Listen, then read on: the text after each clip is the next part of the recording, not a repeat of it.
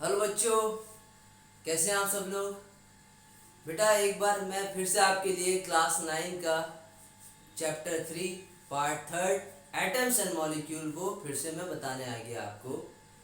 इससे पहले बेटा हम लोग ने एटम्स एंड मॉलिक्यूल का इंट्रोडक्शन और उसका थ्योरेटिकल कॉन्सेप्ट समझ लिया है। मैंने आपको लास्ट सेकेंड पार्ट में मैंने आपको कुछ लॉज बताए थे। दो लॉज थे, law of conservation of mass, law of definite या कांस्टेंट प्रोपोर्शन बताए थे। पहले वाले लॉ का मैंने एग्जाम्पल बता दिया था, एक्सप्लेन कर दिया था। अब मैं आपको एक्टिविटी 3.1 जो कि एग्जाम्पल है law of conservation of mass का, तो law of conservation of mass का एग्जाम्पल आपकी एनसीईआरटी में जो दिया है मैं आपको अभी बताने जा रहा हूँ, उसको ध्यान से सुनिएगा और नोट करिएगा। तो स्टार्ट करते हैं। तो जल्दी जल्दी नोट्स बनाइएगा और अच्छे से पढ़ाई करिएगा। तो चलिए बेटा देखते हैं एक्टिविटी 3.1 में हमारे पास क्या है।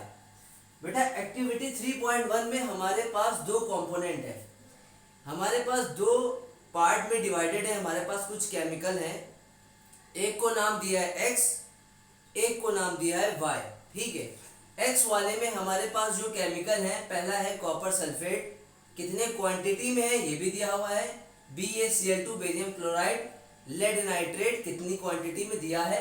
वैसे ही वाई के हमारे कुछ केमिकल सब्सटेंसेस हैं जो कंपाउंड हमें दिए हैं, उनकी क्वांटिटी दी हुई है। ये कह रहे हैं इस एक्टिविटी में लॉ ऑफ कंजर्वेशन मास को हम कैसे वेरीफाई करें, कैसे प्रूव करें कि law of conservation of mass को।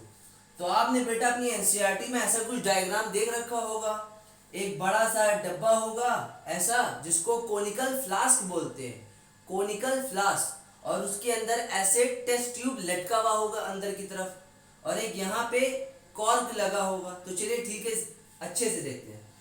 तो देखिए बेटा इस डायग्राम को देखिए, मैं इधर आ जाऊं आपको दिखेगा। ये बेटा हमारा होता है कोनिकल फ्लास्क होता है, इसको क्या बोलते हैं, कोनिकल फ्लास्क। अंदर जो है टेस्ट ट्यूब है। ये बेटा जो लगा है यहाँ पे मैंने पिंक कलर का करा है, ये कॉर्क होता है बेटा, एक रबर टाइप का होता है, जैसे कि शीशे के बोतल में लगाते नहीं है रबड़ का, ताकि एयर तक के अंदर पास ना हो, वो कॉर्क हुआ। ये बेटा थ्रेड आया है, टेस्ट ट्यूब जिससे बांधा है हमने। ये बेटा पूरा कोनिकल फ्लास्क होता है। और ये जो बेटा होता है यहाँ पे लिखा है इग्निशन ट्यूब लिखा है, अभी बताएंगे क्या होता है। टेस्ट ट्यूब के अंदर बेटा हमने और कोनिकल फ्लास्क के अंदर हमने दो सॉल्यूशन लिए। अब हम एक्स भी ले सकते हैं, वाई भी ले सकते हैं। हमें इन्हीं दोनों में से एक सॉल्यूशन को टेस्ट ट्यूब में डालना है, एक सॉल्यूशन को कोनिकल फ्लास्क में डालना है। तो हमने जो बेटा सॉल्यूशन एक्स लिया है, ये जो हमने यहाँ पे एक्स लिया है वो ले लेते हैं। चलिए हमने मान लिया BaCl2 ले लिया, BaCl2x हमने इस टेस्ट ट्यूब के अंदर डाल दिया। ठीक है सर। फिर हमने क्या किया, यहाँ पे कोनिकल फ्लास्क लिया, कोनिकल फ्लास्क लिया, इस कोनिकल फ्लास्क के अंदर हमने कुछ पानी ऐड करा। कितना पानी ऐड करा, 10 ml वाटर ऐड किया हमने यहाँ पे। ठीक है, क्या ऐड करेंगे यहाँ पे, 10 ml वाटर ले लेंगे। और साथ ही साथ एक दूसरा सॉल्यूशन भी लेना है हमें, कौन सा, कोई वाई का ले ले, तो हमने कहा कौन सा ले ले, सोडियम सल्फेट ले लेंगे। कौन सा लेंगे, सोडियम सल्फेट। एक हमने कोनिकल फ्लास्क लिया, टेस्ट ट्यूब के अंदर एक एक्स का सॉल्यूशन लिया तो हमने बेरियम क्लोराइड लिया। एक हमने वाई का लिया तो वाई का हमने कहा सोडियम सल्फेट ले लेते हैं। ठीक है, वो किसके अंदर डाला, इस कोनिकल फ्लास्क के अंदर। और इस कोनिकल फ्लास्क के अंदर बेटा हमें पानी भी थोड़ा सा ऐड करना है, ऐड करके हमें मिलाना है। ठीक है, अब देखिएगा बेटा इस तरफ से आप कि यहाँ पे क्या हुआ कि हमारे पास ये सारी चीजें आ गई। चलिए ठीक है, अब हमने इस चीज को यहाँ पे दिखाया। देखिए वाई में हमने क्या लिया था, सोडियम सल्फेट जो फ्लास्क के अंदर है। एक्स में क्या लिया था, बेरियम क्लोराइड जो टेस्ट ट्यूब के अंदर है। ठीक है, अब हमने कहा यहाँ पे आपकी एनसीईआरटी में कुछ पॉइंट लिखे हुए हैं। अब इसको, इस टेस्ट ट्यूब के अंदर के सॉल्यूशन को और इस कोनिकल फ्लास्क को हम वेट करेंगे, तौलेंगे कि कितना वेट है इसका। वेट करने के बाद धीमे धीमे धीमे हम क्या करेंगे, इसका जो हमारे पास टेस्ट ट्यूब के अंदर जो एक्स सॉल्यूशन होगा एक्स, उसको धीमे से हल्का सा टिल्ट करेंगे, टिल्ट करेंगे या स्क्वायर करेंगे, झुका देंगे। झुकाने की वजह से क्या होगा, इसका सॉल्यूशन इसके अंदर आने लगेगा। फिर से वेट करेंगे, दोबारा दूसरा ऑब्जर्वेशन, पहले वेट करेंगे इसके अंदर और इसके अंदर दोनों का सॉल्यूशन बिना मिलाए, पहले मिक्स नहीं करेंगे, पहले वेट करेंगे, वेट कर लेंगे कितना इसका वेट है। फिर उसके बाद क्या करना है, थोड़ा सा इस टेस्ट ट्यूब को झुकाएंगे, झुकाने के बाद क्या होगा, इसका सॉल्यूशन इसके अंदर जाने लगेगा, मिक्स होने लगेगा। फिर से दोबारा हम क्या करेंगे, इस पूरे को फिर क्या करेंगे, मेजर करेंगे, वेट देखेंगे इसका वेट कितना है। फिर देखेंगे कि यहाँ पर कोई सी केमिकल रिएक्शन हो रही है या नहीं। और ये जो प्रोसेस करेंगे बेटा बहुत ही केयरफुली करना है, ठीक है, टीचर की अंडर में आप करिएगा, ऐसे अकेले मत करिएगा। फिर क्या होगा, इसके अंदर केमिकल रिएक्शन देखेंगे। फिर ये जो कॉर्क लगा है इसका क्या काम है ये भी पता करना है हमें, इस कॉर्क को क्यों लगाया। उसके बाद हम देखेंगे वेट कुछ हमारा जो जो अंदर की मास होगा क्या वो हमारा रिलीज होगा या वो सेम एज इट इज वैसे ही रहेगा, ये भी पता करना है। तो इस रिएक्शन को पता करने के लिए बेटा हमने यहाँ पे एक रिएक्शन करवाई। हमने क्या करा, BaCl2 लिया X वाला जो किसके अंदर था, टेस्ट ट्यूब के अंदर था। एक हमने फिर क्या लिया, सोडियम सल्फेट लिया, किसका, Y वाला जो इस कोनिकल फ्लास्क के अंदर था पानी के साथ। पानी के साथ जब लेते हैं तो उसको बोलते हैं बेटा क्या, उसको बोलते हैं, यहाँ पे लिख लिए एक्वस। एक्वस का मतलब ही होता है पानी के साथ लेना, ठीक है। अब हमने इन दोनों रिएक्शन को जब आपस में करवाया तो हमें यहाँ पे मिला, ये पॉजिटिव होता है बेटा, ठीक है, Ba का होता है पॉजिटिव में होता है, Cl होता है माइनस में, Na होता है पॉजिटिव में, SO4 होता है माइनस में। तो देखिए इसका आयंस और इसका आयंस पॉजिटिव निगेटिव इसमें मिल जाएगा और इसका पॉजिटिव निगेटिव इसमें मिल जाएगा। तो BaSO4 ये निकला और Na कितने हैं 2 और Cl कितने हैं 2, तो हमने आगे 2 लगा के NaCl निकाल दिया। और देखिए एक्वस एक्वस है क्योंकि हमने यहाँ पे पानी भी मिलाया है 10 ml, ठीक है। अब उसके बाद बेटा क्या करेंगे, यहाँ पे जब हमने देख ली रिएक्शन की ऐसी आ गई तो यहाँ पे बेटा जो BaSO4 बचेगा हमारे पास वो हमारा कैसा होगा, व्हाइट पीपीटी होगा। ये व्हाइट पीपीटी क्या होता है, व्हाइट पीपीटी क्या होता है बेटा, व्हाइट पीपीटी का मतलब ये होता है कि जो हमें बेरियम सल्फेट मिलेगा ये कैसा मिलेगा, ये व्हाइट कलर का होगा लेकिन पीपीटी होगा। पीपीटी क्या, प्रेसिपिटेशन, जो पार्ट हमारा रिएक्शन के अंदर सॉल्युबल ना हो, नीचे आके बैठ जाए तो उसको बोलते हैं पीपीटी बोलते हैं, जो घुल ना पाए, अच्छे से मिल ना पाए तो पीपीटी उसे बोलते हैं, ठीक है। इस रिएक्शन से हमें ये प्रूव हुआ कि यहाँ पे जो रिएक्टेंट का मास है, ये मैं एक्वस मिटा दे रहा हूं, यहाँ पे जो बेटा ये दोनों रिएक्टेंट ही तो है बेटा हमारे, ये दोनों रिएक्टेंट है और ये दोनों क्या है हमारे, ये दोनों प्रोडक्ट की तरह निकले। वैसे ये बाय प्रोडक्ट है, कोई बात नहीं, ये हमारा रिएक्टेंट था। तो ये जो बेटा रिएक्टेंट था और ये जो हमारा प्रोडक्ट था, दोनों का मास इक्वल आ रहा है, दोनों का मास इक्वल आ रहा है, एक Ba, ठीक है, 2 Cl 2 Cl, 2 Na, SO4 1, तो जितना मास इधर था रिएक्टेंट का उतना मास हमारा प्रोडक्ट का भी था।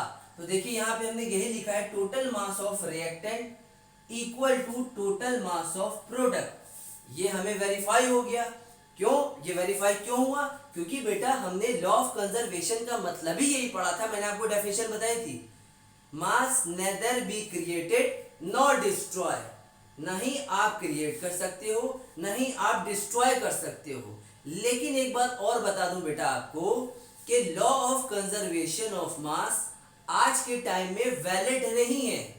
जी हाँ, क्या पता हमारे पास मान लिए ये जो हमने कहा जो कॉर्क लगाया है, जो कॉर्क लगाया इसका मतलब भी बताएंगे। ये जो कॉर्क लगाया बेटा इससे इसलिए लगाया था क्योंकि अंदर का जो हमारी, मान लिए अगर हम इसको हीट करते तो ये अंदर रिएक्शन होती, अगर रिएक्शन होती तो अंदर का मास और एनर्जी रिलीज हो जाती, बाहर निकल जाती। अगर कॉर्क ना लगा होता, अगर कॉर्क लगा दिया तो कॉर्क इसीलिए लगाते हैं कि ताकि बाहर के एटमॉस्फेयर से रिलीज ना हो जाए, रिएक्ट करके बाहर ना निकल जाए, इसीलिए लगाते हैं, पहला पॉइंट, इसलिए कॉर्क लगाते हैं। दोबारा क्या हुआ, अगर ये खुला हुआ होता बेटा तो यहाँ पे जो हमारी मास था, क्या पता वो आज के टाइम में हम लोग ये पढ़ रहे हैं कि लॉ ऑफ कंजर्वेशन मास, लेकिन लॉ ऑफ कंजर्वेशन मास बेटा आज के टाइम में वैलिड नहीं है। क्यों, क्योंकि कोई भी मान ले हमारा मास कुछ अंदर होगा, उसको अगर हम क्या करते, हीट करते तो वो एनर्जी के फॉर्म में बाहर निकल आता, तब तो हमारा ये फॉर्मूला गलत, ये तो हमारा लॉ खराब हो जाता। गलत हो जाता।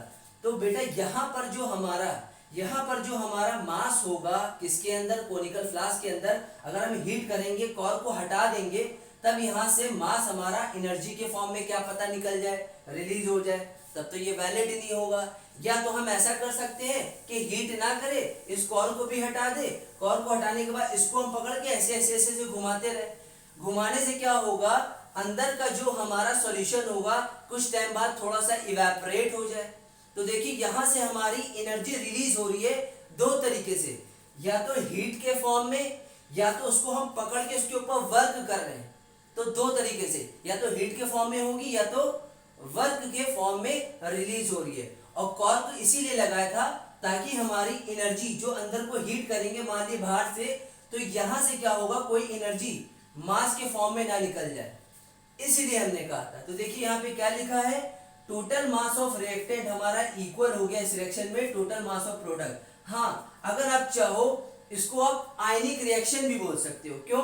क्योंकि बेटा ये देखो आयंस है, इसके आयंस इससे मिले, ठीक है, आयनिक रिएक्शन भी होता है। और इसी को बेटा हम लोग डिस्प्लेसमेंट रिएक्शन भी बोलते हैं। डिस्प्लेसमेंट रिएक्शन क्यों बोलते हैं? क्योंकि बेटा डिस्प्लेसमेंट इसलिए बोलते हैं, इसका Ba इसके SO4 से डिस्प्लेस हो गया, ये अपना Cl को डिस्प्लेस करके खिसका देगा, इसका SO4 ले लेगा, ये अपना Cl2 खिसका के इसका Na ले लेगा। तो इसको डिस्प्लेसमेंट भी बोलेंगे और आयनिक भी बोलेंगे बेटा।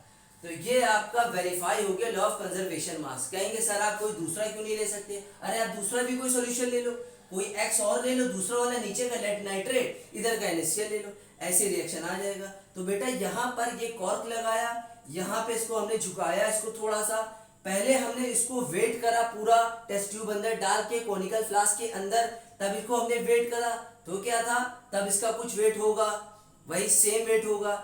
अगर इसका सॉल्यूशन हम थोड़ा सा इसको टिल्ट करके घुमा के इसका सारा सॉल्यूशन इसके अंदर डाल देंगे, तो भी क्या हमारा मास में कोई फर्क आएगा? अरे वही रहेगा।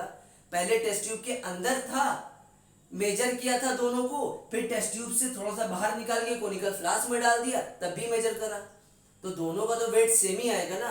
और कॉर्क क्यों लगाया था? कॉर्क इसलिए लगाया था ताकि बाहर एनर्जी ना रिलीज हो जाए मास के फॉर्म में, ठीक है। इसलिए हम लोग कहते हैं कि आज ये लॉ हमारा इतना वैलिड नहीं है, क्या पता हमारी एनर्जी मास के फॉर्म में भी निकल जाए, अभी हमने बताया। और दूसरी बात याद रखिएगा, इसके अंदर क्या हो रही है, केमिकल रिएक्शन हो रही है, ये देखिए। तो इससे ये वेरीफाई हो गया, this given law of conservation of mass verified. अब इतना समझ में आया आपको? ये बेटा लॉ ऑफ कंजर्वेशन मास का एग्जांपल है जो आपकी एनसीईआरटी में दिया, तो इसको नोट करिए बेटा।